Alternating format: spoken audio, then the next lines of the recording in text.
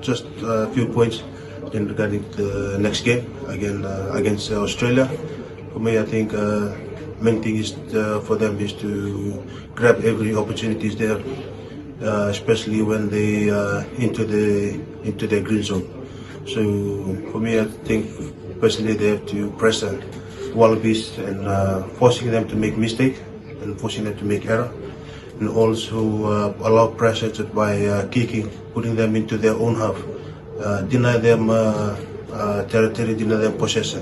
I think that's only the main thing. And once they into the green zone, just to grab the opportunity by taking three points or score the try, and also working hard.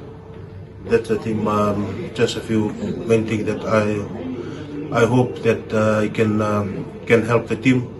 But now the boys already know what the game plan is, and I still believe in the team, still believe in the boys that they will execute well in the next game, and then they will learn from the past game, and then they can play to their structure, play to the game plan, trust the game plan, trust the process. I think that's the main thing, is to trust, and also wishing them well for the game against the Wallabies on Sunday afternoon in France and Monday morning in Fiji.